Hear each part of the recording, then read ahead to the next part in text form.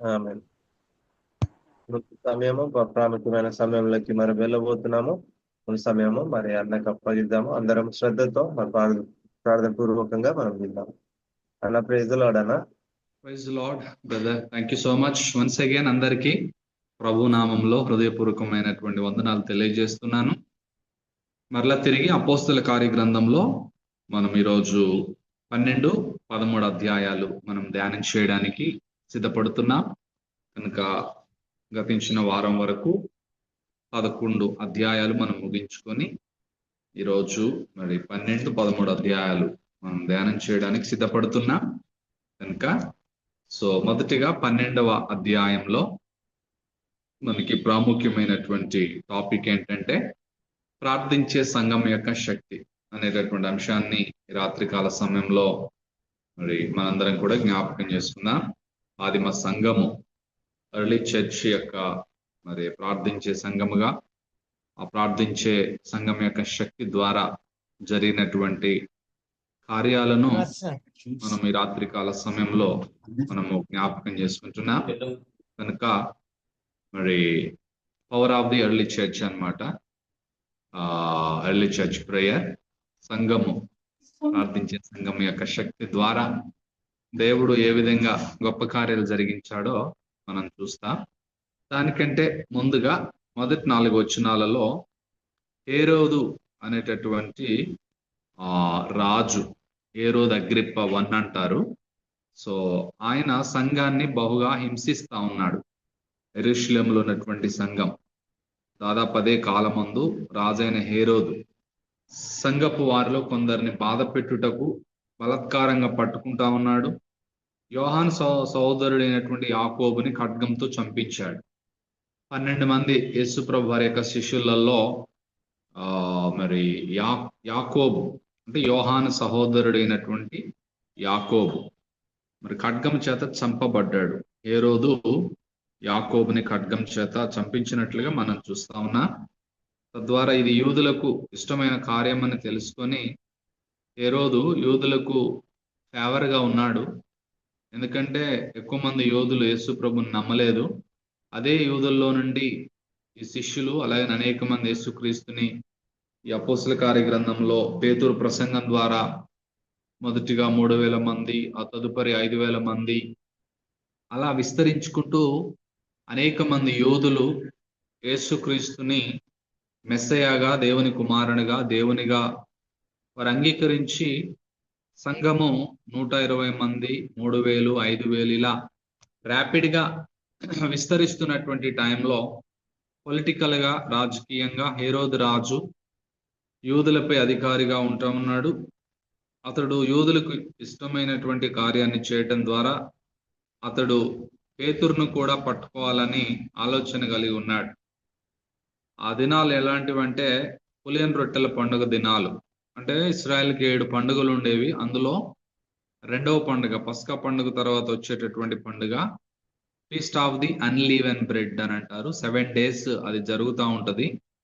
ఆ టైంలో ఈ యొక్క పేతురును కూడా మరి పట్టుకొని చెరసాల్లో వేయించాడు.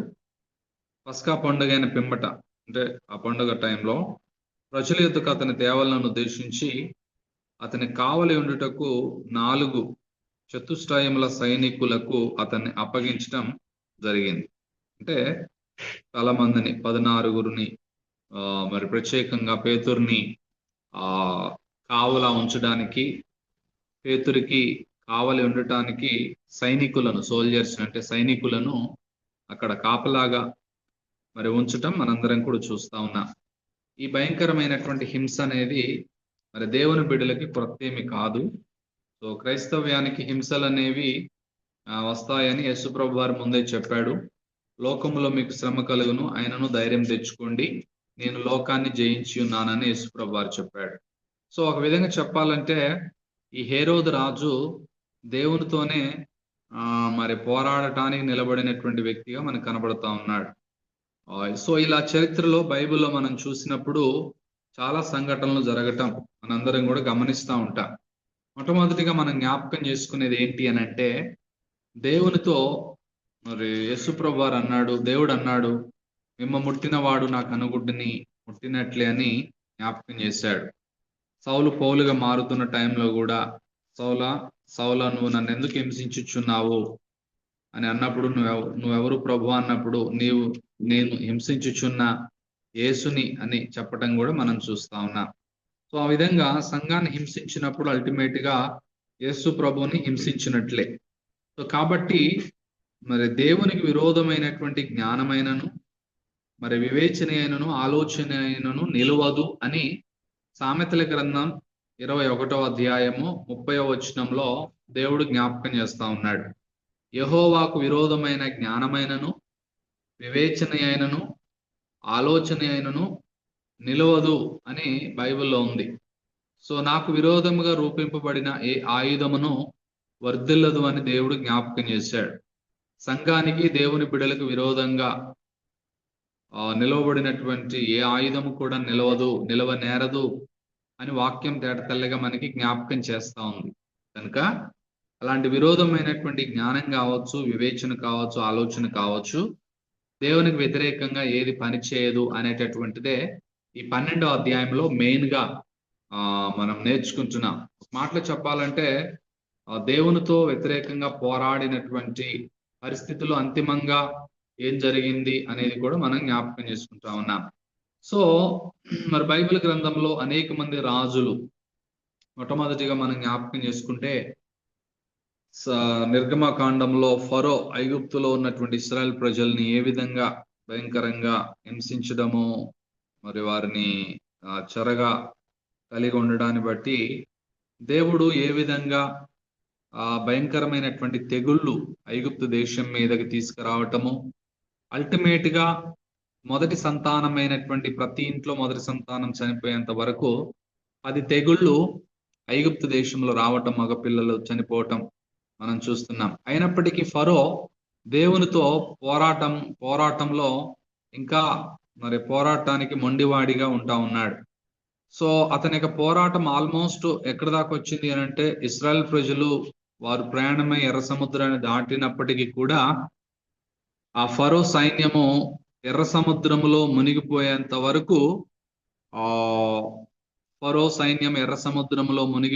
వరకు ఫరో ఇశ్రాయేలీలపై యుద్ధాన్ని, అంటే దేవుని బిడ్డలపై యుద్ధాన్ని, హింసని ఆపడం మానలేదు.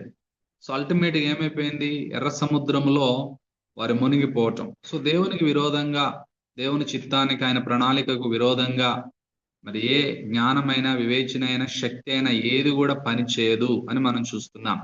అలాగనే సంఘం ఎదుట కూడా ఏ లోకపు శక్తి కూడా పనిచేయదు. యేసు ప్రభు వారు ముందే పేతురుతో చెప్పాడు, మత్తయి సువార్త 16వ అధ్యాయంలో, నీవు రాయివి, నేను బండ మీదన సంఘాన్ని కడతాను పేతురు, పాతాళలో ఒక ద్వారములు దాని ఎదుట నిలవనేరవు అని చెప్పాడు. సో అలాంటి గొప్ప శక్తి దేవుడు మరి సంఘానికి ఇచ్చినట్లుగా ఆ ప్రార్థించే సంఘముగా ఉండాలని, మరి ఆ శక్తి ద్వారా గొప్ప కార్యాలు చూడాలి అని ఈ 12వ అధ్యాయంలో మనకి జ్ఞాపకం చేయబడతా ఉన్నాయి. ఇలా ఇశ్రాయేలీలు అక్కడ నుంచి, ఐగుప్తు నుంచి వాళ్ళు కనాను దేశాన్ని చేరుకునేంత వరకు అనేక మంది రాజులు ఇశ్రాయేలీల్ని చాలా హింసించడము, బాధ పెట్టడం మనం చూస్తూ ఉంటాం. సంఖ్యాకాండంలో చాలా చాలా విషయాలు ఉన్నాయి. సో ఆ విధమైనటువంటి పరిస్థితుల్లో దేవుడు తన ప్రజల ద్వారా వారి పక్షా నుండి యుద్ధము యెహోవాది అన్నట్లుగా దేవుడు వారికి ఎన్నో విజయాలు ప్రసాదించిన వాడిగా ఉంటా ఉన్నాడు. సో ఆ విధంగా మరి ఇక్కడ కూడా హేరోదు అనేటటువంటి రాజు, మరి ఇతడు క్రీస్తు పూర్వము 47 నుంచి 37 క్రీస్తు శకం వరకు పరిపాలించినటువంటి హేరోదులు అనేటటువంటి వారు ఉండేవారు. సో అలాంటి తరుణంలో ఇక్కడ మనకి 12వ అధ్యాయంలో ఉన్నటువంటి హేరోదు అగ్రిప్ప 1 అంటారు. సో ఈ అగ్రిప్ప 1 అనే వ్యక్తి క్రీస్తు శకం 37 నుంచి 44 వరకు, అంటే సుమారుగా ఒక 7-8 సంవత్సరాలు మరి పరిపాలించినట్లుగా మనం చూస్తా ఉన్నాం. అంటే గొప్ప హేరోదు యొక్క మనవడుగా ఈ యొక్క హేరోదు అగ్రిప్ప 1 అనేటటువంటి ఆయన ఉంటా ఉన్నాడు. సో ఆ విధంగా ఈ హేరోదు యేసు ప్రభు వారి యొక్క శిష్యుడైనటువంటి యాకోబుని చంపించడము మనం చూస్తూ ఉంటాం మొదటి 4 వచనాలలో.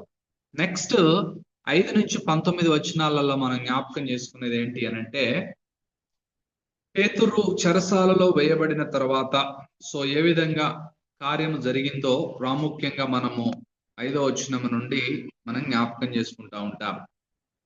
పేతుర్ని దేవుడు అద్భుత రీతిగా ఏ విధంగా విడిపించాడో, దేవదూత వచ్చి ఏ విధంగా పేతుర్ని చెరసాల్లో నుంచి విడుదల చేయటాన్ని గురించినటువంటి అద్భుతమైనటువంటి కార్యాన్ని మనం చూస్తూ ఉంటాం. 5వ వచనంలో, పేతురు చెరసాల్లో ఉంచబడిను, సంఘమైతే అతని కొరకు అత్యాసక్తితో దేవునికి ప్రార్థన చేయుచుండెను అనేటటువంటిది మనం జ్ఞాపకం చేసుకోవాలి. శ్రమలు వచ్చినప్పుడు సంఘము కృంగిపోయేదిగా లేదు, కానీ ప్రార్థించేదిగా ఉంది. సామెతలో ఒక మాట ఉంటది, శ్రమ దినమున నువ్వు కృంగిని ఎడల చేతగాని వాడవగదు అని వాక్యంలో మనకి తెల్లగా ఉంది. శ్రమ దినమున ఏమి చేయాలి అని బైబిల్ చెప్తుందంటే ప్రార్థించాలి. యాకోబు కూడా చెప్పాడు కదా. ఎవరికైనాను శ్రమ కలిగిన ప్రార్థన చేయాలి బాగా. అలాగే సంతోషము కలిగిన కీర్తనలు పాడాలి అని వాక్యంలో ఉంది. ప్రార్థన అనేటటువంటిది మరి సంఘానికి ఉన్నటువంటి గొప్ప వెపన్ గా, ఆయుధముగా, దుర్గములను పడద్రోయగలిగినంత శక్తి కలిగినటువంటి గొప్ప ఆయుధంగా మనం చూస్తూ ఉంటున్నాం. అలాంటి గొప్ప శక్తి కలిగినటువంటి మరి సంఘముగా ప్రార్థించి ఆ సత్యాసక్తితో పేతురు కొరకు ప్రార్థించేటటువంటి సంఘముగా ఉంది. విశ్వాసముతో ప్రార్థించే సంఘముగా ఉంది. ఎందుకంటే అప్పటికే ఆ సంఘము ఎన్నో గొప్ప కార్యాలు చూశారు. దేవుని మహత్ కార్యములు చూసినటువంటి సంఘం. వాళ్ళ కన్నులారా ఎన్నో గొప్ప గొప్ప శక్తి కార్యాలు, దేవుని కార్యాలు వాళ్ళు అనుభవించారు గనుక దేవుడు తప్పక విడిపిస్తాడు, గొప్ప కార్యం చేస్తాడనే గొప్ప విశ్వాసముతో ఆదిమ సంఘము పేతురు కొరకు అత్యాసక్తితో ప్రార్థన చేయటం మనం ప్రాముఖ్యంగా జ్ఞాపకం చేసుకుంటున్నాం. మరి 6వ వచనంలో, హేరోదు అతను వెలుపలికి తీసుకుని రావాలని ఉండగా ఆ రాత్రియే పేతురు, అంటే యాక్చువల్ గా ఆ రోజు ఆ నైట్ దూతని దేవుడు పంపించకపోతే పేతురు సేమ్ యాకోబు లాగానే ఆ రోజు చనిపోయేవాడు. అని దేవుడు అద్భుత రీతిగా ఆ రాత్రే పేతురు 2 సంకెళ్ళు బంధింపబడి 2 సైనికుల మధ్య నిద్రించుచున్నాడు. కావలి వారు తలుపు ఎదురు చెరసాల కాచుకొని ఉన్నారు. అప్పుడు 7వ వచనంలో, ప్రభుదూత పేతురు దగ్గర నిలిచి అతడుండిన గదిలో వెలుగు ప్రకాశించినప్పుడు దూత పేతురు పక్కన తట్టి త్వరగా లెమ్మని చెప్పి అతన్ని లేపగా సంకెళ్ళు అతని చేతుల నుండి ఓడి పడటం మనం చూస్తున్నాం. దేవుని యొక్క దూత బైబిల్ గ్రంథంలో మరి చాలా సందర్భాలలో మనం చూస్తా ఉన్నాము, యెహోవా యందు భయభక్తులు కలిగిన వారి చుట్టూ దేవుని దూత కావలి ఉండి వారిని రక్షించును.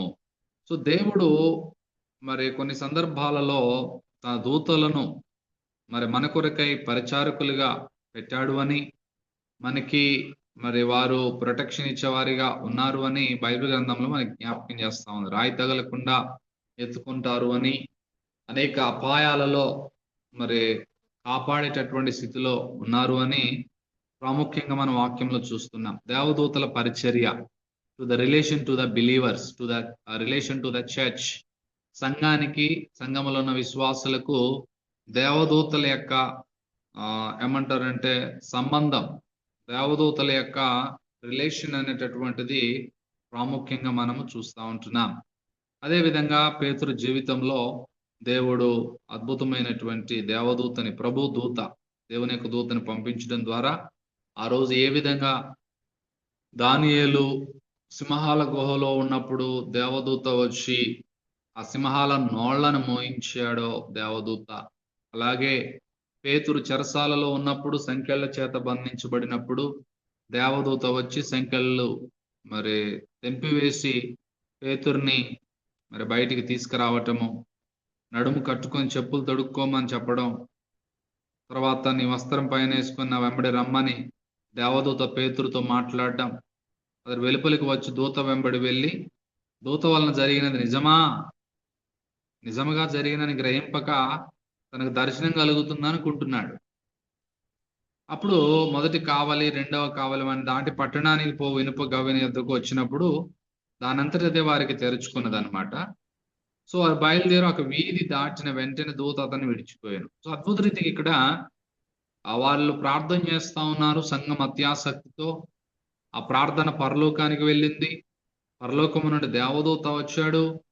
అద్భుత రీతిగా పేతురు చెరసాల్లో నుండి విడిపించడం మనం చూస్తున్నాం. అంటే ఆదిమ సంఘం యొక్క ప్రార్థన జవాబు పొందినటువంటి ప్రార్థనగా, శక్తి కలిగిన ప్రార్థనగా, విశ్వాసముతో చేసిన ప్రార్థనగా, పట్టుదలతో చేసిన ప్రార్థనగా, మరి విసుగక చేసిన ప్రార్థనగా, అపోస్తల బోధ, సహవాసం, రొట్టె విరుచుట అండ్ ప్రార్థన యందు ఎడతెగక ఉన్నటువంటి సంఘముగా మరి ఆదిమ సంఘం పదే పదే మనకి కనబడటం మనం జ్ఞాపకం చేసుకుంటున్నాం. ఆ విధంగా పేతురు విడిపించబడడానికి ఆదిమ సంఘం ఎంతగా ప్రార్థించిందో మనము ఈ రెండవ అంశంలో మనం జ్ఞాపకం చేసుకుంటున్నాం. కనుక 11వ వచనంలో పేతురుకి తెలివచ్చి ప్రభు తన దూతను పంపి హేరోదు చేతిలో నుండి, ఈ హేరోదు అగ్రిప్ప 1, ఈయన మహా హేరోదు యొక్క మనవడు అనమాట. ఇతడు ఇంతకుముందు నేను చెప్పినట్లుగా ఈయన 37 క్రీస్తు శకం 37 నుంచి క్రీస్తు శకం 44 వరకు పరిపాలించాడు రాజుగా. సో కొన్ని టెరిటోరియన్స్ ఉన్నాయి, కొన్ని ప్రాంతాలు పాలించేటటువంటి వాడు. అందులో యెరూషలేం ఇశ్రాయేల్ ప్రజలను కూడా పాలించేవారు. సో ఆ విధంగా దేవుడు అద్భుత రీతిగా హేరోదు చేతిలో నుండి పేతురుని తప్పించడం మనం చూస్తున్నాం. సో ఇట్లు ఆలోచించుకొని అతడు మార్కు అని మారుపేరు గల యోహాన తల్లి అయిన మరి ఇంటికి వచ్చాడు. సో ఎక్కడైతే వీళ్ళు ప్రార్థన చేస్తా ఉన్నారో,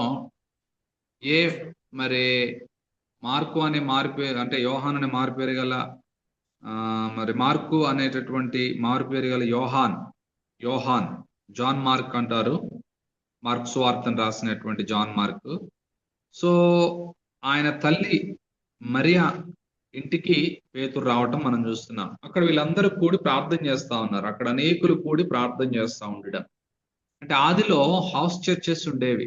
ఈనాటి దినాల్లో మనకి మరి churches buildings concentration, building concept ఎక్కువగా మన ట్విన్ సిటీస్లో అయితే ఎక్కువగా బిల్డింగ్ కాన్సెప్ట్ ఎక్కువ అవుతా ఉంది. కానీ అసలు చర్చి అంటే బిల్డింగ్ కాదు. చర్చి అంటే విశ్వాసుల యొక్క సమూహము, పిలువబడినటువంటి వారు, రక్షించబడిన వారు, వారు దేవుని ప్రజలుగా ఉన్నటువంటి వారు కలిసి ఉన్నటువంటి ఫెలోషిప్ నే చర్చి అంటారు. కానీ ఈరోజు ఆ యొక్క ఫెలోషిప్, చర్చి అనేటటువంటి దానికి డెఫినేషన్ మార్చివేసినటువంటి పరిస్థితిలో మరి మన ప్రాంతాల్లో మనం చూస్తా ఉన్నాం. కానీ ఆదిమ సంఘం అయితే ఇంటింట ఫెలోషిప్లుగా వాళ్ళు కూడుకొని వాళ్ళు ప్రార్థన చేసినట్లుగా, బోధ విన్నట్లుగా, మరి రొట్టె విరిచినట్లుగా, సహవాసం చేసినట్లుగా మనందరం కూడా జ్ఞాపకం చేసుకుంటున్నాం. సో హౌస్ చర్చెస్ అనేటటువంటివి మనకి ఎక్కువగా అపోస్తుల కార్యగ్రంథంలో ఉన్నటువంటి కాన్సెప్ట్. అయితే మరి చర్చి బిల్డింగ్ ఉండటం తప్పు కాదు. అది అందరికీ కూడా ఈనాటి కాలంలో దేవుడు ఇచ్చినటువంటి గొప్ప అద్భుతమైనటువంటి గిఫ్ట్ బిల్డింగ్ అనేది. సో ఆ విధంగా దేవుని బిడ్డలందరూ ఒక ప్రత్యేకమైనటువంటి స్థలంలో మరి కూడుకొని దేవుళ్ళు ఎదగడానికి, సహవాసం చేయడానికి, ప్రార్థనలు ఎదగడానికి, మరి వాక్యంలు ఎదగటానికి, రొట్టె విరచటంలో మరి ఉండటానికి దేవుడు నియమించినటువంటి లోకల్ చర్చెస్ అనేటటువంటివి మనకి ఈ యొక్క అపోస్తుల కార్యగ్రంథంలో మనకి కనిపిస్తూ ఉంటాయి. సార్వత్రిక సంఘం యూనివర్సల్ గా అండ్ స్థానిక సంఘాలు లోకల్ గా మనకి బైబిల్ గ్రంథంలో చక్కగా వర్ణించబడతా ఉన్నాయి. వాళ్ళ పరిపాలన గురించి కూడా మనము చూస్తూ ఉంటాం. సో ఆ విధంగా పేతురు ఆ ఇంటికి రావడం, వారందరూ ప్రార్థన చేస్తా ఉన్నారు. అందుకోసమే ప్రార్థించే సంఘం యొక్క శక్తి అనేటటువంటి అంశాన్ని, టైటిల్ని మనం ఇందులో చూస్తా ఉన్నాం. సో ఆ విధంగా అతడు మరి వచ్చినప్పుడు వారు ప్రార్థన చేస్తా ఉన్నారు. అతడు తలవాకిటి తలుపు తడుతా ఉన్నాడు. రోదె అనే ఒక చిన్నది ఆలకిస్తా ఉంది. పేతురు వచ్చాడు. పేతురు స్వరాన్ని గుర్తుబట్టి సంతోషం చేత తలుపు తీయడానికి వెలుపలికి పరిగెత్తుకొని పోయి మరి పేతురు తలుపు నద్దర నిల్చుని తడుచున్నాడని చెప్పింది అందరికీ. అందుకు వారందరూ నువ్వు పిచ్చిదాని వారి అయితే తాను చెప్పినది నిజమని ఆమె దృఢంగా చెప్పినప్పుడు వారు అతని దూత అనేది. సో పేతురు ఇంకను తట్టుచున్నందున వారు తలుపు తీసి అతన్ని చూచి విభ్రాంతి నొందిరి అనేటటువంటి, అంటే ఇంత తొందరగానా, ఇంత ఫాస్ట్ గా ఉంటదా దేవుని కార్యం అని వారందరూ కూడా మరి విభ్రాంతి నొందటం. వారు విభ్రాంతి నొందటంలో గల కారణం ఏంటంటే, ప్రేయర్ కంప్లీట్ కాకముందే, ప్రార్థన కూడిక ముగించబడక ముందే, ప్రార్థనలో ఆమేన్ అనక ముందే దేవుడు ఎంత త్వరితగా ఆన్సర్ ఇచ్చాడో, ఎంత త్వరగా జవాబిచ్చాడో మనం చూస్తా ఉన్నాం. మన ప్రార్థనకి 3 రకాలైనటువంటి జవాబులు ఉంటాయి. ఒకటి, దేవుడు ఇమ్మీడియట్ ఆన్సర్ ఇస్తాడు. కొన్ని ప్రార్థనలకు దేవుడు మరి లేటుగా, కొంత టైం తర్వాత దేవుడు మనకు ఆన్సర్ ఇస్తాడు. మూడవది, దేవుడు కొన్ని ప్రార్థనలకు దేవుడు జవాబు ఇవ్వడు. ఆయన చిత్తంలో లేనటువంటి ప్రార్థనలకు దేవుడు జవాబు ఇవ్వడు. సో ఇక్కడ వారు ప్రార్థించిన వెంటనే, అంటే ఇంకా ప్రార్థన కూడా ముగించక ముందు ఇమ్మీడియట్ గా ఆ ప్రార్థనకి జవాబు పొందటం, పేతురు రావటం, పేతురును చూసి వీరందరూ విభ్రాంతి నొందటం, ఎంత అద్భుతంగా దేవుడు కార్యం చేశాడని వారందరూ కూడా షాక్ అవుతా ఉంటారు. సో ఆ విధంగా అతడు ఊరకుండుడని వారికి చేసాయిగా చేసి ప్రభు తన చెరసాల్లో నుండి ఎలాగో తీసుకొని వచ్చాడో వారికి వివరిస్తా ఉన్నాడు. సో యాకోబుకును సహోదరులకును ఈ సంగతులు తెలియజేయుడని చెప్పి బయలుదేరి వేరొక చోటికి వెళ్ళాడనమాట. సో ఇక్కడున్నటువంటి యాకోబు బహుశా మరి పేతురు ప్రాముఖ్యంగా పేతురు కంటే ముందు చనిపోయినటువంటి యాకోబు కాకపోవచ్చు, ఇంకొక యాకోబు కూడా ఉన్నాడు. సో సహోదరులకి సంగతులు తెలియచేయండి అని చెప్పి బయలుదేరి వేరొక చోటికి పేతురు వెళ్ళిపోవటం మనం చూస్తున్నాం. సో ఎస్కేప్ అంటే అద్భుత రీతిగా పేతురుని దేవుడు కాపాడుతాడు. సో తెల్లవారగానే పేతురు ఏమాయను అని సైనికుల్లో, పేతురు ఏమైపోయాడో లేడేంటి అని సైనికుల్లో కలిగిన గలిబిలి చాలా గందరగోళంగా ఉంది. సో హేరోదు అతని కోసం వెతికినప్పుడు అతను కనబడినందున కావలి వారిని, అంటే సోల్జర్స్ ని, సైనికులను విచారించి విమర్శించి వారిని కూడా చంపనాజ్ఞాపించాడు, 16గురిని. సో ఆ తర్వాత హేరోదు యూదయ నుండి కైసరికి వెళ్ళి అక్కడ నివసించాడు. సో అక్కడ కైసరికి వెళ్ళిపోయాడు, ఆ ప్రాంతానికి ఓన్ ప్లేస్ కి వెళ్ళిపోయాడు హేరోదు రాజు. అక్కడ వరకు పేతురు యొక్క మరి ఏమంటారంటే డెలివరెన్స్ ఫ్రమ్ ద ప్రిజన్, చెరసాల నుండి అద్భుత రీతిగా పేతురు యొక్క విడుదలను గురించి మనము జ్ఞాపకం చేసుకున్నాం ఇప్పటి వరకు. సో ఇక్కడి వరకు మనం నేర్చుకున్నది ఏంటి అనంటే, దేవుని యొక్క శక్తి అది ఎవరు కూడా దాన్ని కాదనలేరు. దేవుని కార్యాలను ఎవరు కూడా ఆపలేరు. దేవుడు తన కార్యాలను మరి జరిగించేవాడిగా ఉంటా ఉన్నాడు కనుక దేవుని శక్తి అనేది మనకి ఇక్కడ కనబడతా ఉంది పేతురు జీవితంలో. ఆ తర్వాత జరిగినటువంటి మరి స్టోరీ ఏంటి అనంటే, ఇప్పుడు 3వ టాపిక్ లో హేరోదు అగ్రిప్ప ఏ వ్యక్తి అయితే హింసించుకుంటూ ఆదిమ సంఘాన్ని హింసిస్తూ యాకోబును చంపించి పేతురుని చెరసాల్లో వేయించి ఇట్లాంటి యూదుల చేత మంచి మరి మన్నన పొందాలి అని అతడు ఏ విధంగా మరి ప్రయత్న చేస్తా ఉన్నాడో, అలాంటి పరిస్థితిలో ఇప్పుడు 20 నుంచి 23 వచనాలలో అదే హేరోదుపై వచ్చినటువంటి దేవుని తీర్పుని గురించి మనం చూస్తా ఉన్నాం. హేరోదుపై వచ్చినటువంటి దేవుని యొక్క తీర్పు ఎలా ఉంది అనంటే, ఒక వ్యక్తి దేవుని పనిష్మెంట్ నుంచి తప్పించుకోలేరు ఎవ్వరు కూడా. వాళ్ళు లోకంలో ఉన్నటువంటి వారు ప్రత్యేకంగా దేవుని చేతిలో పడుట బహు భయంకరమని వాక్యంలో ఉంది. ఆ విధంగా హేరోదు అగ్రిప్ప 1 అనే ఈ రాజు దేవుని చేతిలో పడ్డాడు. ఎందుకు పడ్డాడు అంటే దీనికి రీజన్ ఉంది. 20 నుంచి 23 వచనాలు చదివితే మనకు అర్థమవుతుంది. తూరియుల మీదను సీదోనియుల మీదను అతనికి అత్యాగ్రహం కలిగినందున, ఎవరికి? హేరోదుకి. వారేక మనస్సుతో రాజునొద్దకు వచ్చి అంతఃపురమునకు పై విచారణ కర్తయగు బ్లాస్కును తమ పక్షముగా చేసుకుని సమాధాన పడవాలని వేడుకున్నారు. ఎవరు? సీదోనీయులు, అలాగనే తూరియులు. ఆ విధంగా సమాధాన పడాలని బ్లాస్తును వారి పక్షాన చేసుకొని ఈ యొక్క హేరోదుని వేడుకున్నారు. ఎందుకనగా రాజు యొక్క దేశము నుండి వారి దేశమునకు గ్రాసము వచ్చుచుండదన్నమాట, అంటే కొంత ప్రాఫిట్ అన్నమాట. అయితే నియమింపబడిన దినమందు హేరోదు రాజవస్త్రములు ధరించుకొని న్యాయపీఠం మీద కూర్చుండి వారి ఎదుట ఉపన్యాసం చేస్తా ఉన్నాడు హేరోదు రాజు వీరికి. ఉపన్యాసం చేస్తూ ఉన్నప్పుడు జనులు ఏమంటున్నారంటే ఇది దైవ స్వరమే గాని మానవ స్వరము కాదు అని కేకలు వేశారు. అంటే దీని వెనకాల ఉన్నటువంటి ఇంటెన్షన్ ఏంటి అని అంటే, అల్టిమేట్ గా హేరోదు రాజు wants to get glory, prize and worship from the people. ప్రజల దగ్గర నుండి హేరోదు మహారాజు అగ్రిప్ప వన్ను ఆరాధనని అలాగే మరి పొగడ్తలను పొందుకోవడానికి ఇష్టపడినటువంటి వాడిగా మరి ఉంటున్నాడు గనక ప్రజలందరూ హేరోదు అగ్రిప్ప వన్నుని ఏమంటున్నారంటే, ఈ యొక్క ఉపన్యాసానికి, ఏ ఉపన్యాసానికి అతడు రాజవస్త్రం ధరించుకొని న్యాయపీఠం మీద కూర్చుండి వారి ఎదుట ఉపన్యాసం చేస్తా ఉన్నాడు. సో వారి ఎదుట చేస్తున్నటువంటి ఉపన్యాసంలో ప్రాముఖ్యంగా అతడు అడ్రస్ చేస్తున్నటువంటి టైంలో పీపుల్ కెప్ క్రైయింగ్ అవుట్. వాళ్ళు ఏమంటున్నారంటే, voice of a God, not of a man. ఇతన్ని స్మాల్ గాడ్ గా చేశారు హేరోదు అగ్రిప్పని. గాడ్ అంటే స్మాల్ జీ అన్నమాట, దేవుని దైవ స్వరమే. సో అల్టిమేట్ గా ఇతన్ని దేవునిగా వాళ్ళు పొగుడుతున్నారు. ఇతని ఉపన్యాసాన్ని వాళ్ళు దైవ స్వరమే గాని ఇది మానవ స్వరం కాదని కేకలు వేశారు.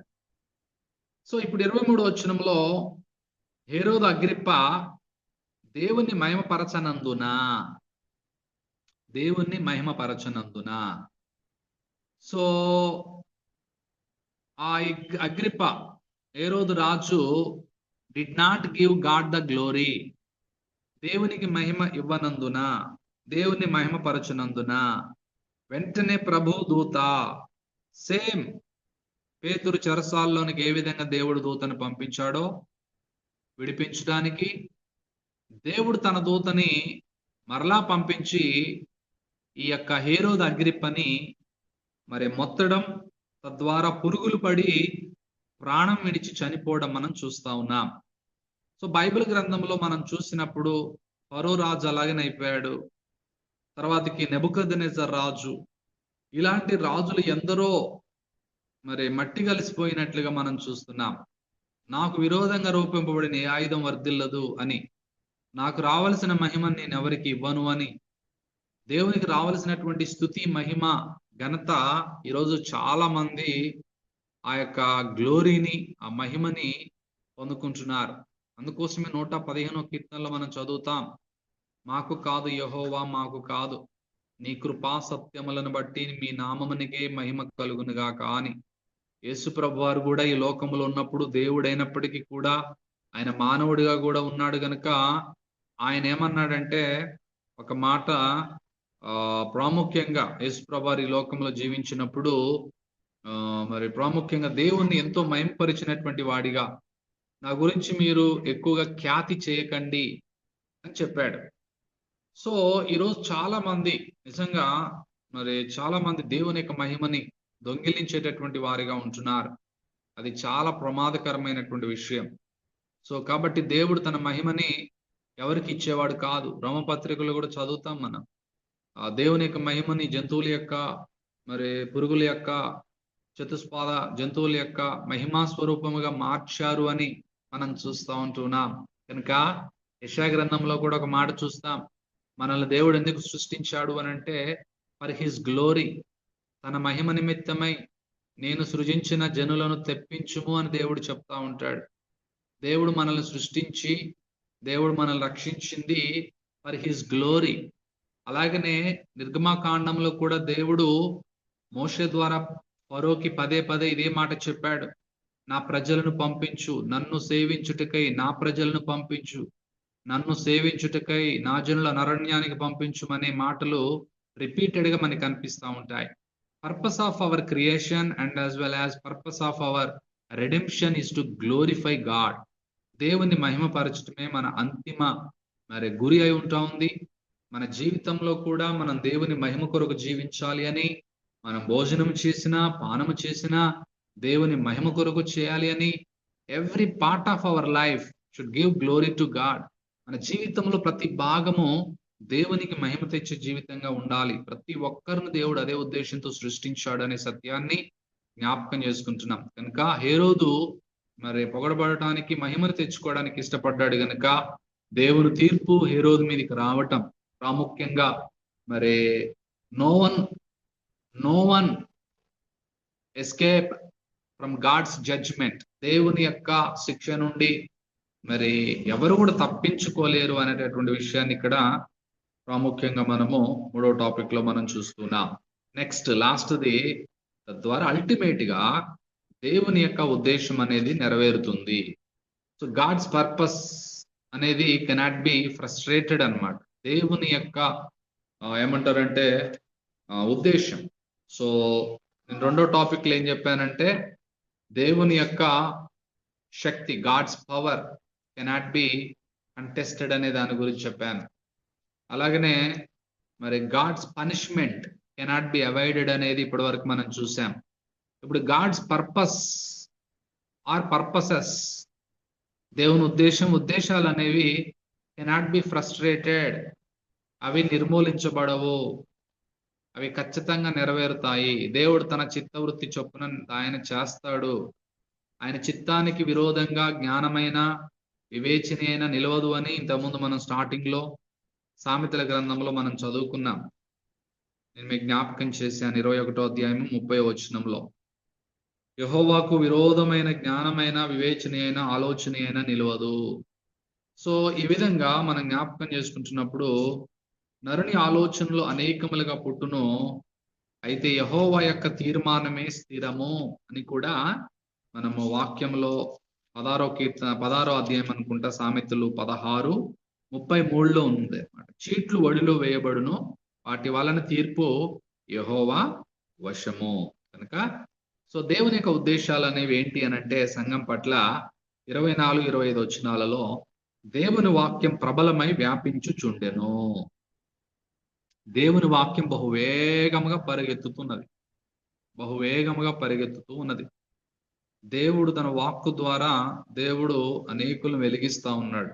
కనుక ఆయన వాక్యమును బంధించడం అసాధ్యం, బైబిల్ని కాల్చివేయటం అసాధ్యం. అనగా పేజీలను కాల్చివేయచ్చు, కానీ దేవుని జీవవాక్యాన్ని ఎవరు కాల్చలేరు. అదే అనేకులను కాల్చేదిగా, అనేకులను మార్చేదిగా, అనేక మంది జీవితాల్లో గొప్ప మార్పును కలిగించేదిగా దేవుని వాక్యం ఉన్నది. కనుక సంఘములో దేవుని వాక్యానికి అగ్రపీఠం ఉన్నప్పుడు ఆ వాక్యమే ఇందనక మరి సహోదరి పాట పాడినట్లుగా ఆ వాక్యము, నిత్యత్వపు వాక్యము, ఆది యందున్నటువంటి వాక్యము ఏ విధంగా రూల్ చేస్తా ఉందో, ఏ విధంగా నడిపిస్తా ఉందో, దీపంగా ఏ విధంగా మరి గొప్ప కార్యాలు జరిగిస్తా ఉందో మనం చూస్తా ఉన్నాం. కనుక దేవుని ఉద్దేశం ఏంటంటే మరి దేవుని వాక్యం ప్రబలమై వ్యాపిస్తా ఉంది సంఘం ద్వారా స్వార్థ. తర్వాత బర్నబా, సౌలు తమ పరిచయం నెరవేర్చిన తర్వాత మార్కు అని మారుపేరు గల యోహాను, అంటే ఇంతకుముందు ప్రేయర్ జరిగినటువంటి ఇంట్లో ఉన్నటువంటి ఆ యోహాన్ని వెంటబెట్టుకుని యెరూషలేము నుండి తిరిగి వచ్చినటువంటి పరిస్థితిని మనం చూస్తా ఉన్నాం. తద్వారా అల్టిమేట్ గా మరి లూకా ఇక్కడ ఏం చెప్పాలనుకున్నాడు అని అంటే ప్రాముఖ్యంగా దేవుని యొక్క ఉద్దేశాలని, word of the Lord continue to grow and to be multiplied. దేవుని వాక్యం వ్యాపించాలి, ఫలించాలి, మంచి నేలను పడినటువంటి విత్తనాలుగా నూరంతల ఫలం ఇవ్వాలి అనేటటువంటిదే దేవుని యొక్క చిత్తము, ఉద్దేశమై ఉంటా ఉంది. సో ఇది మొదటి టాపిక్ గా మనం 12వ అధ్యాయంలో చూసాం. నెక్స్ట్ 13వ అధ్యాయమును మనం స్టడీ చేద్దాం. సో ఇప్పుడు ఈ యొక్క 13వ అధ్యాయము మనము ఈ అపోస్తుల కార్యగ్రంథం 1వ అధ్యాయం 8వ వచనం కీవర్స్ లో పరిశుద్ధాత్మ మీ మీదకి వచ్చినప్పుడు మీరు శక్తి ఉన్నది గనుక మీరు యెరూషలేములోను, యోదయ, సమరయలోను, అలాగే బోధిగంతముల వరకు నాకు సాక్షులు అయ్యుందరని చెప్పడం మనం చూస్తున్నాం. అంటే ఇప్పుడు ఏం జరుగుతుంది అని అంటే గ్లోబల్ క్రూసైడ్ లోనికి మనం ఎంటర్ అవుతున్నాం. ఇప్పటి వరకు మనం చూసింది Jerusalem crusade under leadership of Peter and John and వీళ్ళందరి ద్వారా, ఫిలిప్ అండ్ స్టీఫెన్, వీళ్ళందరి ద్వారా యెరూషలేం యొక్క క్రూసైడ్ మనం చూసాం. యూదులకు సువార్త, అనేక మంది రక్షణలోకి రావటం మనం చూస్తున్నాం. ఇప్పుడు 13వ అధ్యాయం నుంచి లాస్ట్ 28వ అధ్యాయం దాకా ఇప్పుడు గ్లోబల్ క్రూసైడ్ మనం చూస్తాం. దీనికి ప్రాముఖ్యమైనటువంటి వ్యక్తి ఎవరు అనంటే పౌలుగా మారినటువంటి సౌలు ని దేవుడు అన్ని జనులకు అపోస్తలుడిగా ఎన్నుకోవడం, మరి పౌలు మొదటి మిషనరీ ప్రయాణ ప్రారంభం మనకి ఈ 13వ అధ్యాయం నుంచి మనకి స్టార్ట్ అవటం మనం చూస్తున్నాం. బోధిగంతముల వరకు సువార్త అనేటటువంటి ఆ విభాగం ఏదైతే ఉందో అది 13 నుంచి 28 దాకా రోము వరకు వెళ్ళి ఎండ్ అవ్వటం మనం చూస్తున్నాం పౌలు ద్వారా. ఇది చాలా అద్భుతమైనటువంటి విభాగం. 13 నుంచి 28 వరకు ఓవరాల్ గా నేను చెప్పి ఈ టాపిక్ నేను చెప్తాను. 13, 14 అధ్యాయాలు పౌలు యొక్క మొదటి మిషనరీ ప్రయాణం, మొదటి సువార్త దండయాత్ర. 13, 14 అధ్యాయాలు. 15వ అధ్యాయము ఈ మొదటి మిషనరీ సువార్త దండయాత్ర అయిపోయిన తర్వాత పౌలు, బర్నబా వీళ్ళు యెరూషలేముకు వెళ్తారు రిపోర్ట్ ఇవ్వడానికి.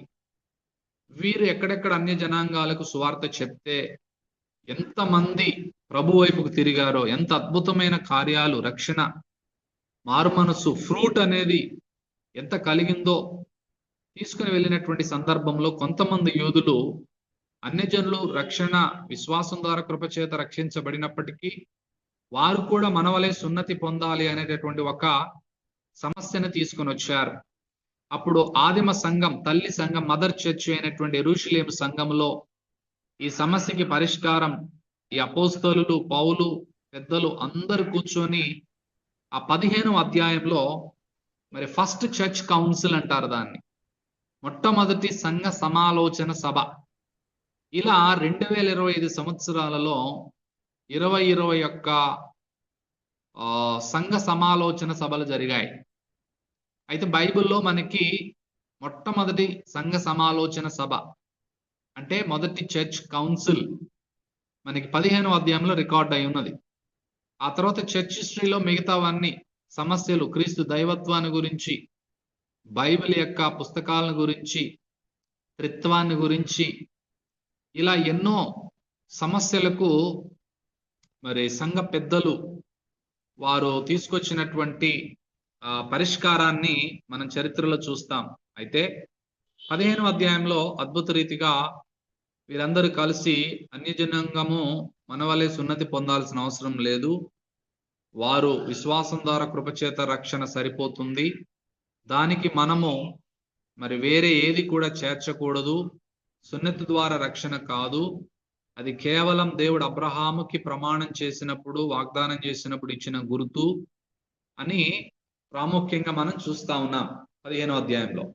సో మరలా తిరిగి వాళ్ళు 16, 17, 18 అధ్యాయాల్లో యెరూషలేము నుండి మరలా తిరిగి అంతియోకియాకు, అక్కడి నుంచి మరలా తిరిగి చాలా ప్రాంతాలు పౌలు 2వ మిషనరీ ప్రయాణం చేశాడు. 16, 17, 18 అధ్యాయాలు సెకండ్ మిషనరీ జర్నీ. తర్వాత 20, 21, 22 లేదంటే 19, 20, 21 ఈ 3 అధ్యాయాలలో 3వ మిషనరీ ప్రయాణము పౌలు గారు చేసి అంత్యోక్యకు వచ్చి అక్కడి నుంచి యెరూషలేముకు వస్తాడు 22వ అధ్యాయంలో. అక్కడ సాక్ష్యం ఇస్తాడు. అక్కడి నుంచి అల్టిమేట్ గా లాస్ట్ అధ్యాయం వరకు అతడు రోమ్కి తీసుకుని పోబడతాడు.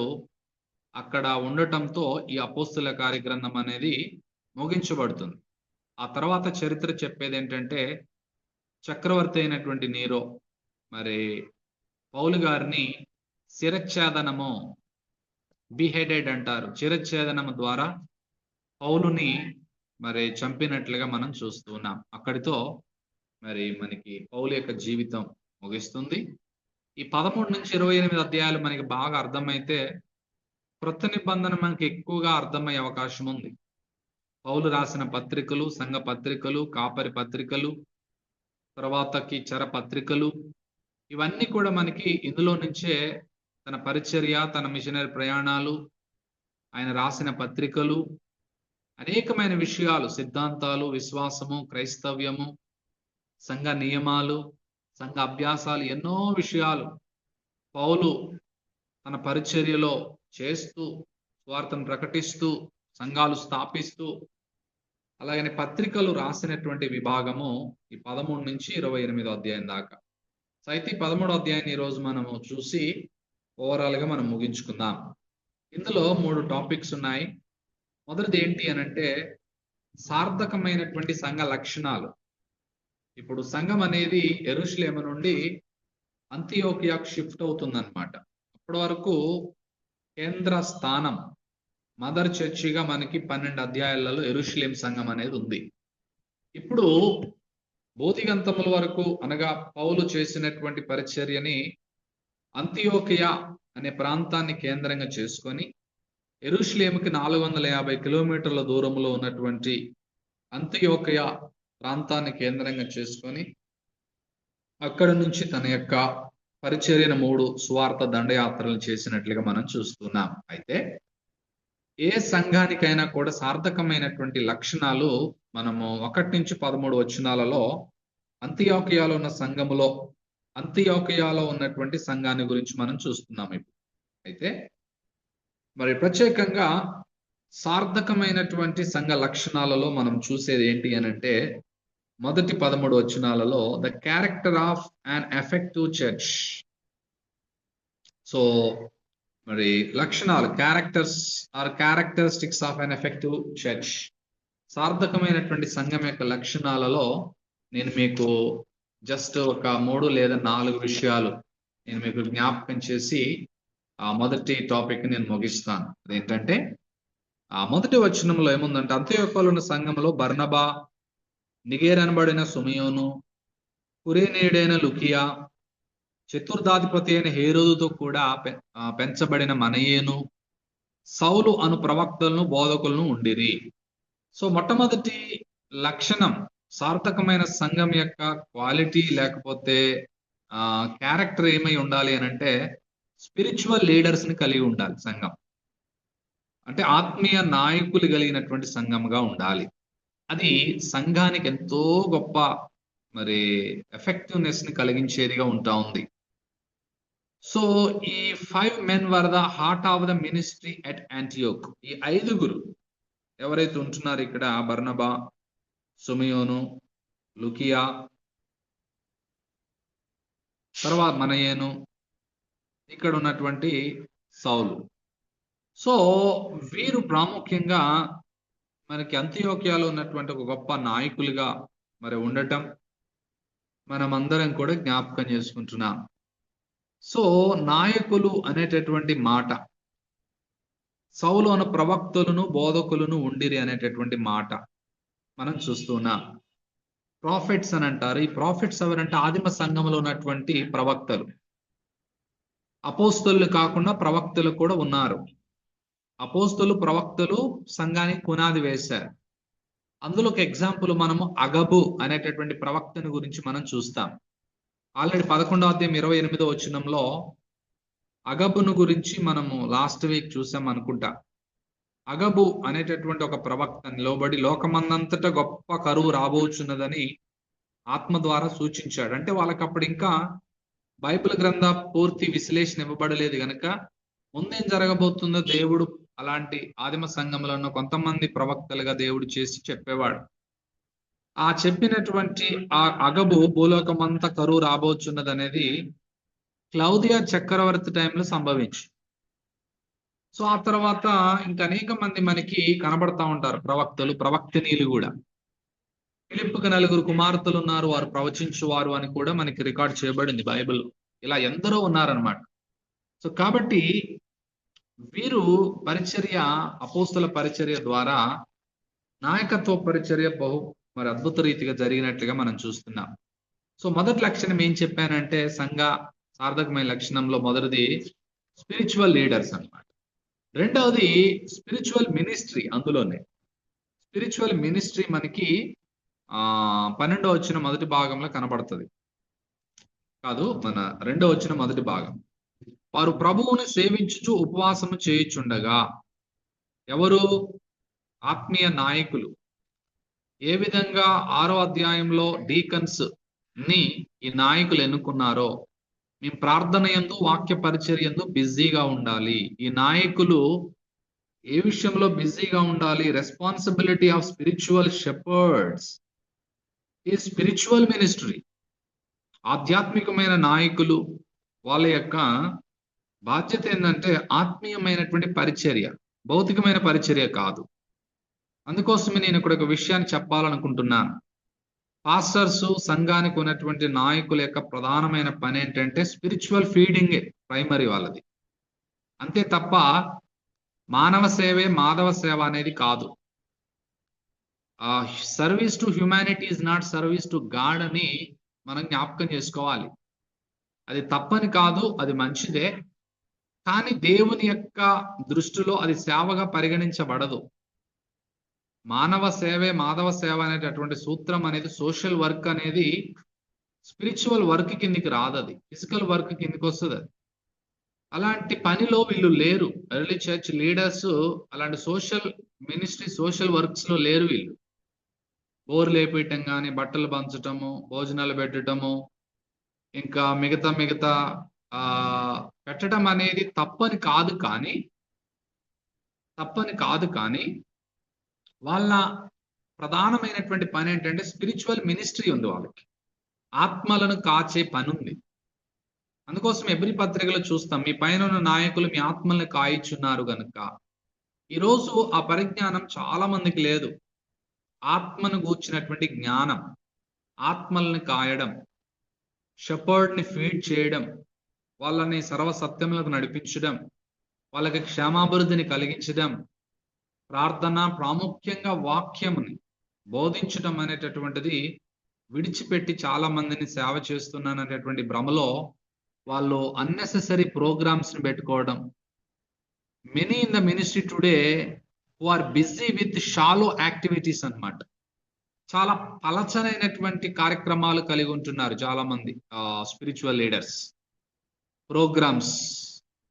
కానీ యాంటియోకులో ఉన్నటువంటి వాళ్ళు they understood they spiritual mandate clearly. వాళ్ళకి ఇవ్వబడినటువంటి బాధ్యత ఏంటి అని అంటే స్పిరిచువల్ మినిస్ట్రీ, అంటే ప్రార్థన, వాక్య పరిచర్య అనేటటువంటి విషయంలో వాళ్ళు బిజీగా ఉన్నట్లుగా సార్థకమైన సంఘ లక్షణంలో రెండోది చెప్పాను. స్పిరిచువల్ లీడర్స్ చెప్పాను, స్పిరిచువల్ మినిస్ట్రీ చెప్పాను. ఫిజికల్ మినిస్ట్రీ కాదు, స్పిరిచువల్ మినిస్ట్రీ. మూడోది స్పిరిచువల్ మిషన్ కలిగి ఉన్నారు వాళ్ళు. అంటే ఆత్మీయమైనటువంటి సేవా దృక్పథం ఇది. ఆ సేవా దృక్పథంలో మనం రెండవ వచనము కంటిన్యూగా పరిశుద్ధాత్మ దేవుడు అంటున్నాడు. పరిశుద్ధాత్మ దేవుడు, నేను బర్నబాను సౌలును పిలిచిన పని కొరకు వారిని నాకు ప్రత్యేక పరుచుడని వారితో చెప్పాడు. తర్వాత అంతటి వారు ఉపవాసం ఉండి ప్రార్థన చేసి వారి మీద చేతులుంచి వారిని పంపారు. 4, కాబట్టి వీరు పరిశుద్ధాత్మ చేత పంపబడిన వారే. ఎవరు? పౌలు, బర్నబా. సెలూకయకు వచ్చి అక్కడ నుండి ఓడయకి కుప్రకు వెళ్ళిరి. వారు సలామీలో ఉండగా యూదల సమాజ మందిరములో దేవుని వాక్యం ప్రచురించుచుండిరి. యోహాను వారికి ఉపచారము చేయుచుండువాడై ఉన్నాడు. సో ఈ అపోస్తల కార్యగ్రంథంలో వీళ్ళు సోషల్ యాక్టివిటీస్ చేసినట్లుగా ఎక్కడ మనకి కనిపించవు. కానీ అవి చెయ్యొద్దు అని దేవుడు చెప్పడం లేదు. వాటి ద్వారా కొంతమందిని ప్రభువులోనికి నడిపించవచ్చు, కానీ అదే ఎజెండాగా కలిగి ఉండలేదు. వీళ్ళు గాస్పుల్ ప్రజెంటేషన్లో, సంఘ స్థాపనలలో, ప్రార్థనల్లో, మరి మిషన్ పనిలో ఉన్నారు వీళ్ళు. సో మూడవది క్వాలిటీ ఏంటంటే స్పిరిచువల్ మిషన్ అన్నమాట. అంటే ప్రాముఖ్యంగా ఆత్మీయమైనటువంటి సేవ, ఆ సేవ దృక్పథం, మిషనరీస్. గ్రేటెస్ట్ మిషనరీస్ బైబిల్లో మనకి నోవాహు దగ్గర నుంచి ఉన్నారు. వీళ్ళందరూ కూడా నోవాహు, అబ్రహాము దగ్గర నుంచి కొత్త నిబంధన చరిత్రలో ఇప్పటి వరకు విలియం కేరీ గారు, వీళ్ళందరూ కూడా ఎవరంటే గొప్ప గొప్ప మిషనరీస్. అయితే వీళ్ళు వచ్చింది ఎక్కడి నుంచి అంటే సంఘములో నుంచి వచ్చారు. సో యేసుప్రభు వారు మిషనరీలకే ఒక మిషనరీ. గ్రేటెస్ట్ మిషనరీ ఎవరు అంటే యేసుప్రభు వారు, మానవాళిని రక్షించడానికి పంపబడినటువంటి గ్రేటెస్ట్ మిషనరీ. ఆ మిషన్ పని దేవుడు అపోస్తులకు అందించాడు.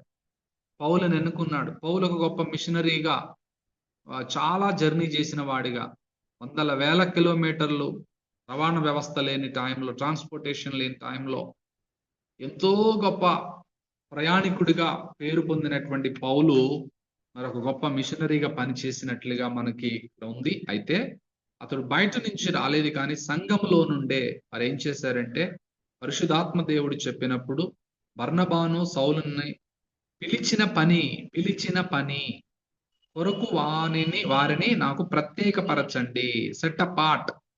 వాళ్ళని నాకు ప్రత్యేకపరచండి అని చెప్పినప్పుడు ఆ నాయకులందరూ కూడా ఉపవాసం ఉండి ప్రార్థన చేసి వారి మీద చేతులుంచి వారిని పంపారు. చేతులుంచటము అనేటటువంటిది దాన్ని ఏమంటారంటే మామూలుగా ఒక గుర్తులాగా, ఒక ఐడెంటిఫికేషన్ అన్నమాట, కన్ఫర్మేషన్, అంతే తప్ప వేరే ఉద్దేశం కాదు. Ministry for many years they laying on of hand simply signified identification and confirmation and unity in their upcoming machine.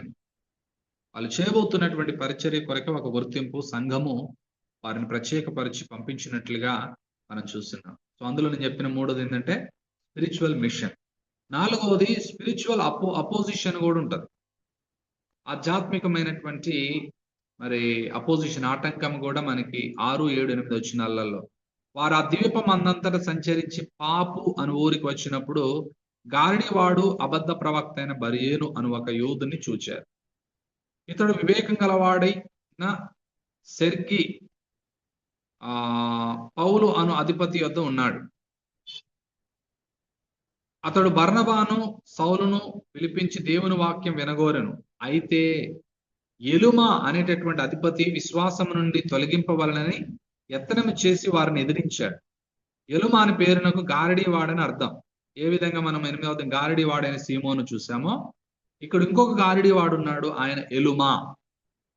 So ఆ విధంగా అపోజిషన్, స్పిరిచువల్ మిషన్ లో స్పిరిచువల్ అపోజిషన్ కూడా, ఆధ్యాత్మికమైన ఆటంకాలు కూడా ఎదురవుతూ ఉంటాయి. వితిన్ చర్చల నుంచి కావచ్చు, బయట నుంచి కావచ్చు. అలాంటి పరిస్థితులన్నిటి నుంచి కూడా మరి పౌలు, బర్నబాలు ఏ విధంగా మరి సువార్త కొరకై, పని కొరకై వారు ముందుకు వెళ్ళారో మనము చూస్తున్నాం. అది 4వది. సార్థకమైన సంఘ లక్షణంలో 5వది ఏంటి అని అంటే స్పిరిచువల్ విక్టరీ ఉంటుంది అల్టిమేట్ గా. ఆ 13వ వచనం వరకు మనం చదివితే 9 నుంచి, అందుకు పౌలు అనబడినటువంటి సౌలు పరిశుద్ధాత్మతో నిండుకున్నవాడై అతన్ని తేరి చూచి, అంటే ఎలుమని, సమస్త కపటముతో సమస్త దుర్మార్గముతో నిండినవాడా, అపవాది కుమారుడా, అంటే సర్ప సంతానమా, సాతాను సంతానమా, అపవాది కుమారుడా, సమస్త నీతికి విరోధి, నీవు ప్రభు యొక్క తిన్నని మార్గములు చెడగొట్టుట మానవా. ఇదిగో ప్రభువు తన చెయ్యి నీ మీద ఎత్తి ఉన్నాడు. లాస్ట్ వీక్ కూడా చెప్పాను, దేవుని హస్తము ఒకటి మన మీద బ్లెస్సింగ్ గా ఉండటము, రెండవది మరి తీర్పుగా ఉండటము అనేది. అంటే లోకం మీద దేవుని హస్తము తీర్పుగా ఉంటుంది, దేవుని హస్తం మన మీద బ్లెస్సింగ్ గా ఉంటుంది. అయితే ఇక్కడ మరి ప్రభు తన చెయ్యి నీ మీద ఎత్తి ఉన్నాడు అంటే బ్లెస్ చేయడానికి కాదు, మరి తీర్పు తీర్చడానికి, పనిష్ చేయడానికి ఎత్తి ఉన్నాడు అని చెప్తున్నాడు పౌలు.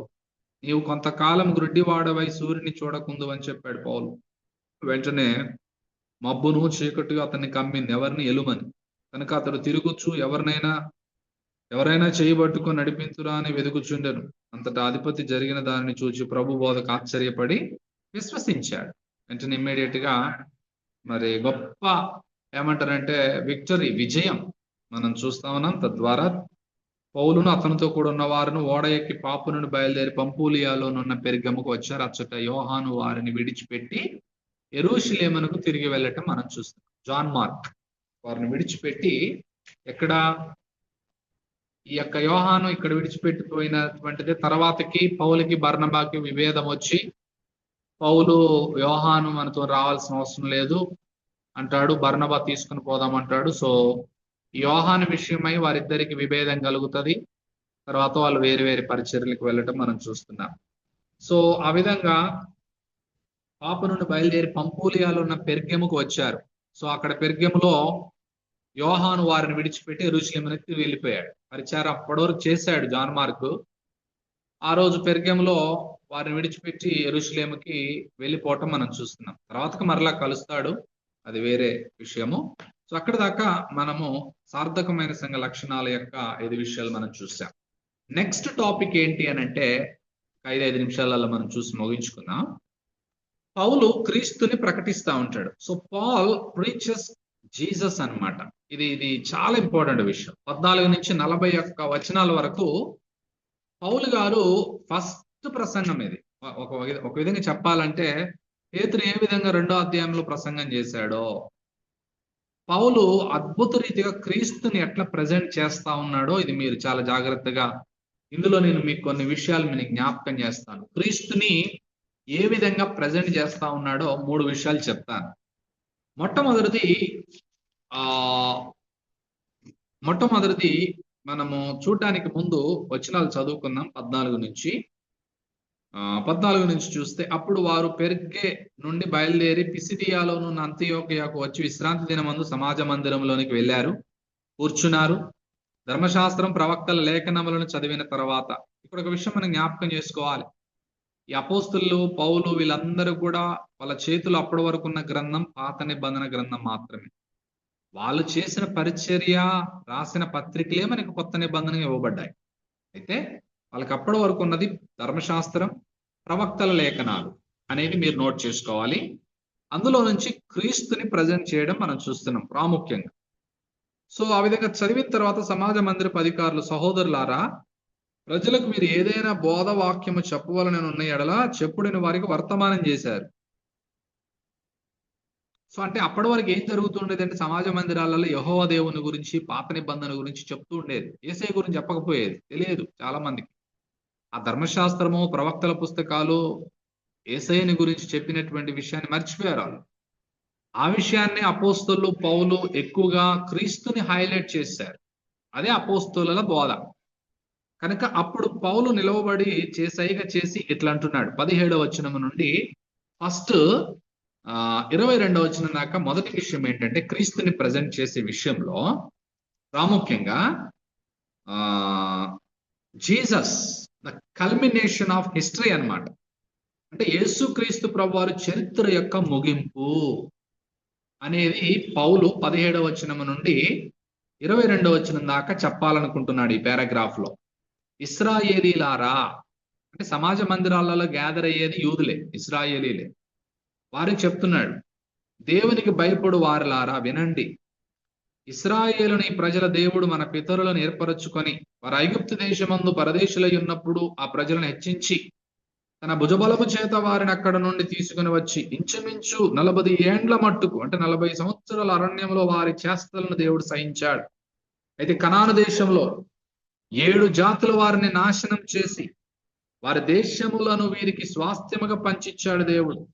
ఎందుకు చెప్తున్నాడు ఈ స్టోరీ అంతా అంటే, యేసుక్రీస్తే పాత నిబంధనకు ముగింపు, పరాకాష్ట ఆయనే అనేటటువంటి బోధన చేయడానికి క్రీస్తుని ప్రజెంట్ చేసే విషయంలో మొదటిది ఏం చెప్తున్నాడంటే, యేసుక్రీస్తు ప్రభువారు ఈ యొక్క ఇశ్రాయేలీలకు చరిత్రకు మరి ముగింపుగా ఉంటున్నాడు గనుక 20వ వచనంలో ఇంచుమించు 450 సంవత్సరములు ఇట్లు జరిగింది. ఆ తర్వాత ప్రవక్త అయిన సమూయేలు వరకు ఆయన వారికి న్యాయాధిపతులను దయచేశాడు. ఆ తర్వాత వారు రాజు కావాలని కోరగా దేవుడు బెన్యామీను గోత్రికుడైన కీషు కుమారుడైన సౌలును వారికి 40 ఏండ్లు రాజుగా దయచేశాడు. ఆ తర్వాత అతన్ని తొలగించి దావీదును వారికి రాజుగా ఏర్పరిచాడు. మరియు ఆయన, నేను యెష్షయి కుమారుడైన దావీదుని కనుగొంటిని, అతను నా ఇష్టానుసారుడైన మనుషుడు, అతను నా ఉద్దేశములన్నీ నెరవేర్చునని చెప్పి అతన్ని గూర్చి సాక్ష్యం ఇచ్చెను. ఇక్కడ దాకేం చెప్పాలనుకుంటున్నాడు అనంటే, అబ్రహాము కుమారుడైన దావీదు కుమారుడైన యేసుక్రీస్తు ప్రభువారి యొక్క మరి విషయాన్ని చెప్పడానికి పౌలు గారు ఇశ్రాయేలు యొక్క చరిత్ర పునాది, అక్కడ ఐగుప్తు దేశంలో బానిసత్వం దగ్గర నుంచి షార్ట్ గా చెప్పుకుంటూ అరణ్యము, వాళ్ళకి న్యాయాధిపతులను ఇవ్వటము, రాజులను ఇవ్వటము, దావీదు రాజు దేవునికి ఇష్టానుసారుడైన మనుషుడు అని చెప్పటము మనకి నెక్స్ట్ టాపిక్ లో ఇంకొంచెం క్లారిటీ అవుతుంది అనమాట. 23 నుంచి 37వ వచనం దాకా సెకండ్ ఏంటంటే, జీసస్ ద ఫుల్ఫిల్మెంట్ ఆఫ్ ప్రొఫెసీ. యేసుక్రీస్తు ప్రభువారు ప్రవచనాల యొక్క లేదంటే ప్రవచనం యొక్క నెరవేర్పు ఆయన, అంటే పాత నిబంధన యొక్క నెరవేర్పుగా ఆయన ఉంటున్నాడు గనక అతని సంతానము నుండి 23వ వచనం పారాగ్రాఫ్ చేంజ్ అయినప్పుడు ఎవరి సంతానం అంటే అబ్రహాము కుమారుడైన దావీదు కుమారుడైన సంతానం అని యేసుక్రీస్తు చెప్పాలనుకుంటున్నాడు. సో అతని సంతానం అంటే అల్టిమేట్ గా దావీదుని గురించి చెప్తున్నాడు. అతని సంతానము నుండి దేవుడు తన వాగ్దానం చొప్పున ఇశ్రాయేలు కొరకు రక్షకుడు యేసును పుట్టించెను అని ముందు బ్యాక్గ్రౌండ్ చెప్పాడు. దాని నుంచి వచ్చినటువంటి యేసయ్యను గురించి ఇప్పుడు చెప్తున్నాడు. సువార్త చూడండి. ఆయన రాక అంటే యేసు ప్రభు వారి యొక్క పుట్టుకకు ముందు యోహాను ఇశ్రాయేల్ ప్రజలకు అందరికి మారు మనసు విషయమే బాప్తీసం ప్రకటిస్తా ఉన్నాడు. యోహాను తన పనిని నెరవేర్చుచుండగా నీవెవడవని మీరు తలంచుచున్నారు, నేనెవడనని మీరు తలంచుచున్నారని అడిగాడు. నేను ఆయనను కాను అంటే క్రీస్తును.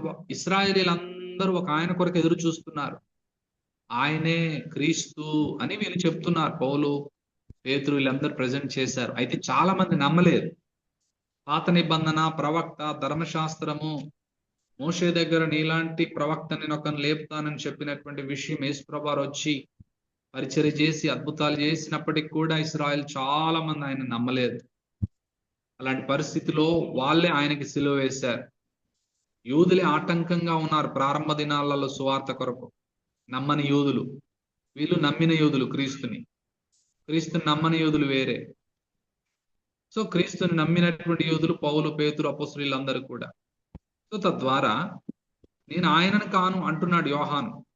ఇదిగో నా యోహాన్ అంటే బాప్తిస్మిచ్ యోహాన్ ఇక్కడ. ఇదిగో నా వెనక ఒకడు వచ్చుచున్నాడు, ఆయన కాళ్ళ చెప్పులు విప్పుటకు కూడా నేను పాత్రుని కానని బాప్తిస్మిచ్ యోహాన్ సాక్ష్యం ఇచ్చాడని పౌలు చెప్తున్నాడు. కొత్త నిబంధనకు తీసుకొచ్చాడు ఇప్పుడు బాప్తిస్మిచ్ యోహాన్ స్టార్టింగ్. యోహాను యెషయా గ్రంథం 40వ అధ్యాయంలో అరణ్యంలో కేకవేయని ఒక శబ్దం అని మనం యోహాను గురించి చూస్తాం. మలాకీలో కూడా లాస్ట్ అధ్యాయంలో కూడా యోహాను గురించి చూస్తాం, ఏలి ఆత్మ కలిగిన వ్యక్తిగా. 26వ వచనం, సహోదరులారా, అబ్రాహాము వంశస్థులారా, దేవునికి భయపడువారులారా, ఈ రక్షణ వాక్యం మన యొద్దకు పంపబడి ఉన్నది. యెరూషలేములో కాపురముండు వారును వారి అధికారులను ఆయననైనను ప్రతి విశ్రాంతి దినమున చదవబడుచున్న ప్రవక్తల వచనములనైనను గ్రహింపక. చదువుతున్నారు కానీ ఏం గ్రహించలేకపోతున్నారు వాళ్ళు. అల్టిమేట్ ప్రవచన నెరవేర్పు, పాత నిబంధన నెరవేర్పు యేసు ప్రభు వారు అని పౌలు ఇక్కడ చెప్తున్నాడు. కనుక అలాంటి యేసయ్యకు మీరు శిక్ష విధించుట చేత ఆ వచనమును నెరవేర్చిరి.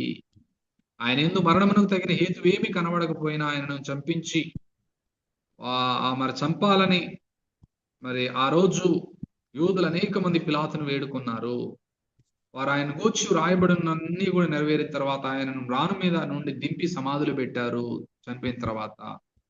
అయితే దేవుడు మృతులలో నుండి యేసు ప్రభు వారిని లేపాడు.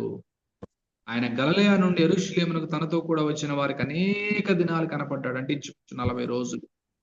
రిజరెక్షన్ గురించి చెప్తున్నాడు. వారు ఇప్పుడు ప్రజల ఎదుట ఆయనకు సాక్షులై ఉన్నారు వారందరూ కూడా. సో దేవుడు యేసుని లేపి పితరులకు చేసిన వాగ్దానములను మన పిల్లలకు నెరవేర్చి ఉన్నాడని మేమును మీకు సువార్త ప్రకటించుచున్నాము. అలాగే నీవు నా కుమారుడవు, నేడు నేను నిన్ను కంటి నేను 2వ కీర్తన ఎందు రాయబడి ఉన్నది. కనుక ఇక కుళ్ళు పట్టకుండా ఆయన మృతుల్లో నుండి లేపుటను బట్టి దావీదునకు అనుగ్రహించిన పవిత్రమైన వరములను మీకు అనుగ్రహించును అని మరి నమ్మకము లేనివైనవని చెప్పాను. అవన్నీ నమ్మకములైనవని చెప్పాను. కాబట్టి వేరొక కీర్తనలో నీ పరిశుద్ధిని కుళ్ళి పట్టనీయవని దేవుడు ఆ 16వ కీర్తనలో ఈ విధంగా చెప్పాడు. 9వ వచనంలో దావీదు దేవుని సంకల్పం చొప్పున తన తరము వారికి సేవ చేసి నిద్రించాడు, తన పితరుల ఎదుగు చేర్చబడి కుళ్ళిపోయాడు. గాని దేవుడు లేపిన వాడైనటువంటి యేసుక్రీస్తు ప్రభు వారు కుళ్ళు పట్టలేదు. ఆయన సమాధులు లేడు. ఆయన తిరిగి పునరుద్ధానుడిగా లేచి పరలోకమందు తండ్రి కుడి పార్శ్వమందు ఉన్నాడు అన్నట్లుగా వార్త చెప్తున్నాడు. అక్కడ దాకా ఏం చెప్పాలనుకున్నాడు పౌలు? 2వ విషయం క్రీస్తుని ప్రకటించే విషయంలో అంటే ఆయన ప్రవచన యొక్క నెరవేర్పు అని చెప్పాలనుకున్నాడు. మొదటిదేమో ఇశ్రాయేలు చరిత్ర అంతటికి ఆయన ముగింపు. 2 యేసుక్రీస్తు ప్రభు వారు ధర్మశాస్త్ర, ప్రవక్తల, పాత నిబంధన యొక్క ప్రవచన నెరవేర్పు అని చెప్పాలనుకున్నాడు. 3వది ఏం చెప్పాడు అని అంటే పౌలు గారు, జీసస్ ద జస్టిఫైయర్ ఆఫ్ సెయింట్స్, లేకపోతే జస్టిఫైయర్ ఆఫ్ సిన్నర్స్, పాపులను రక్షించేటటువంటి రక్షకుడు అని ప్రకటిస్తున్నాడు. పాపులు ఎవరు? అందరూ పాపులే. మనిషిగా పుట్టిన యూదులైనా అన్యులైనా అందరూ కూడా పాపులే. నీతిమంతుడు లేడు, ఒక్కడు లేడు. అందరూ దేవుడు అనుగ్రహించి మహిమను పొందలేకపోతున్నారు. పౌలు రాసిన పత్రికలు అద్భుతమైన పత్రికలు. సో ఆ విధంగా పాపాన్ని స్థాపించాలి. ఫస్ట్ సువార్తని చెప్పాలంటే ముందు పాపాన్ని స్థాపించాలి, ప్రాబ్లమ్ రైజ్ చేయాలి. ప్రాబ్లమ్ ని రైజ్ చేయడం రాని వారికి సువార్త చెప్పటం రాదు. కనుక సిన్నర్ కి సేవియర్ అవసరం, సిన్ కి మరి రెడెంప్షన్ అవసరం. అలాంటి గొప్ప సువార్త ప్రకటించినటువంటి వీరు. ఇది ఈ రోజులలో మనకి సువార్త కనిపించదు, ఎక్కువగా చెప్పట్లేదు.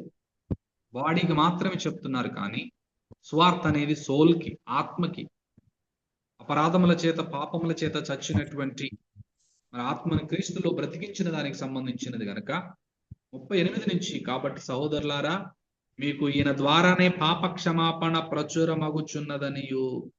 యేసుప్రభువారు కూడా అన్నాడు సువార్తలలో, పాపములు క్షమించే అధికారం మనుష్య కుమారుడికి ఒక్కడికే ఉన్నది, నాలో పాపం ఉన్నదని మీరు ఎవరైనా స్థాపించగలరా అని ఎన్నో స్టేట్మెంట్లు యేసుప్రభువారు చేశాడు. అయినా యూదులు చాలా మంది నమ్మలేదు, పాప క్షమాపణ పొందలేదు. ఒక మనిషి భూమి మీద చనిపోయే ముందు ఖచ్చితంగా పాప క్షమాపణ పొంది చనిపోతే పరలోక రాజ్యం. ఆ పాప క్షమాపణ యేసుక్రీస్తు ప్రభువారు అనేదే గంభీరమైనటువంటి సువార్త. ఫస్ట్ ఒక వ్యక్తి దేవుని దగ్గరకు వచ్చినప్పుడు పాపి అని గ్రహించాలి. సుంకరి పరిసేయుడు దేవాలయానికి వెళ్ళినప్పుడు పరిసేయుడు పాపి అని గ్రహించలేదు, ప్రార్థన చేస్తున్నాడు. కానీ సుంకరి నేను పాపిని, నన్ను కరుణించుమని ప్రార్థన చేస్తే అతని కంటే ఇతను నీతిమంతుడిగా తిరిగి వెళ్ళాడు యేసుప్రభు రూపమా అని చెప్పాడు. కనుక పౌలు ఇక్కడ ఏం చెప్పాలనుకుంటున్నాడంటే, జీసస్ జస్టిఫైయర్ ఆఫ్ సిన్నర్, ఒక పాపిని పరిశుద్ధునిగా మార్చగలిగే యేసుక్రీస్తు ఆయన పాపాలను క్షమిస్తాడు. ఆ పాప క్షమాపణ ప్రచురమగుచున్నది. కనుక మీరు మోషే ధర్మశాస్త్రం వల్ల ఏ విషయంలో నీతిమంతులుగా తీర్చబడలేకపోతిరో ఆ విషయములన్నిటిలో విశ్వసించు ప్రతి వాడును ఈయన వలననే, యేసుక్రీస్తు వలననే నీతిమంతులుగా తీర్చబడుదురని మీకు తెలియగాక అని చెప్పుకుంటూ ఆల్మోస్ట్ మీరు చదువుకుంటే 41వ వచనం వరకు మరి మనం గమనిస్తే ప్రవక్తల గ్రంథమందు చెప్పబడినది మీ మీదికి రాకుండా చూచుకోండి. అదేంటంటే, ఇదిగో తిరస్కరించు వారులారా, ఆశ్చర్యపడకండి, ఆశ్చర్యపడండి, నశించుడి, మీ దినములలో నేను ఒక కార్యము చేసేదను, ఆ కార్యము ఒకడు మీకు వివరించినను మీరెంత మాత్రం నమ్మరు అనేది యెషయా గ్రంథం 29:14 ఉంది. అది మీ మీదికి రాకుండా చూసుకోండి. ఎవరైతే యేసుక్రీస్తుని తిరస్కరిస్తారో, ఎవరైతే పాప క్షమాపణ పొందరో వారు నిత్య నాశనానికి, నరకానికి ఆహుతులవుతారని వాక్యంలో ఉంది. అది మీరు కాకుండా చూసుకోండి. ఎంత గంభీరంగా 41వ వచనం వరకు క్రీస్తుని ప్రజెంట్ చేశాడు మనం చూసాం. కాబట్టి రెండవ టాపిక్ లో నేను 3 విషయాలు చెప్పాను. యేసుప్రభు వారు ఇశ్రాయేలు చరిత్రకు ముగింపు, 2 యేసుప్రభు వారు పాత నిబంధన ప్రవచన నెరవేర్పు, 3 యేసుక్రీస్తు ప్రభు వారు పాపిని రక్షించే రక్షకుడు ఆర్ మరి సాంక్టిఫైడ్ జస్టిఫైయర్ ఆఫ్ సిన్నర్స్. యేసుక్రీస్తు ప్రభు వారు పాపిని పరిశుద్ధునిగా, నీతిమంతునిగా మార్చేవాడు. యేసు ప్రభు వారు ఒక్కడే ఈ లోకంలో, మరొకరెవ్వరు లేరు. ఒక వ్యక్తిని, ఒక మనిషిని నీతిమంతునిగా మార్చేటటువంటి శక్తి, అధికారం ఈ భూమి మీద ఇప్పటి వరకు ఎవరికి లేదు, ఉండదు. ఆయన వలననే ప్రతి మనిషి పాప క్షమాపణ పొందుతాడు. గనుక ఆ యేసుక్రీస్తుని ప్రజెంట్ చేయాలి. అదే సంఘానికున్న ఒక అతిపెద్ద మిషన్ వర్క్. దాన్ని మర్చిపోయి ఏదేదో సేవలలో పడిపోతున్నారు. భౌతికమైన సేవల ద్వారా మనిషి పరలోకానికి వెళ్ళడు, కానీ ఆత్మీయమైనటువంటి సేవ, స్వార్థ ద్వారా, రక్షణ స్వార్థ ద్వారా, పాప క్షమాపణ ద్వారా ఒక వ్యక్తి రక్షించబడి సంఘంలో చేర్చబడి ఎదుగుతూ ప్రభు కొరకై మరి జీవించేవాడిగా ఉంటాడు. ఇక్కడ వరకు మనము పౌలు క్రీస్తుని ప్రకటించడం గురించి చూసాం. ఇక లాస్ట్ది ఏంటంటే 42 నుంచి 52 వరకు అన్ని జనుల పట్ల దేవుని యొక్క ఎంపిక. ఎందుకంటే వీళ్ళు యూదులు తిరస్కరించారు గనక, యూదులు యేసు ప్రభు వారిని తిరస్కరించడాన్ని బట్టి దేవుడు ముందుగానే ఏర్పరుచుకున్నటువంటి మరి అన్య జనాంగం మనం చదువుకుంటే, నేను 47 నుంచి నేను చదువుతున్నాను.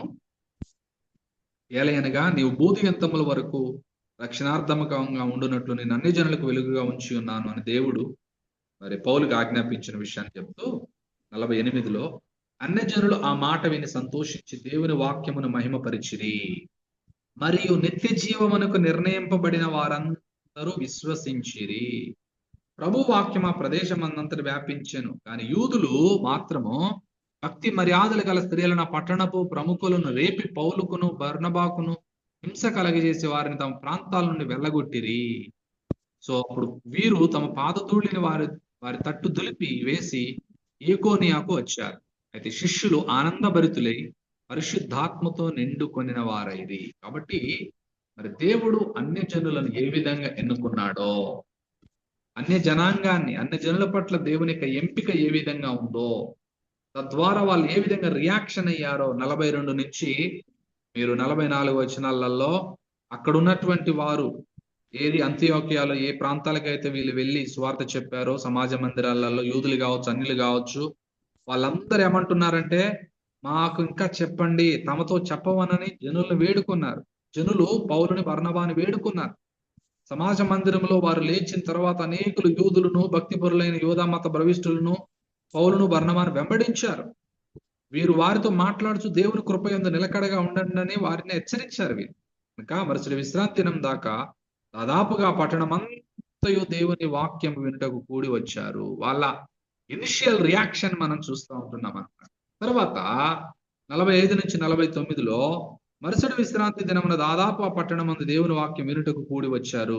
తద్వారా యూదులు మాత్రం ద్వేషంతో మత్సరముతో నిండుకొని పౌలుకి బర్నబాకి అడ్డం వేస్తున్నారు.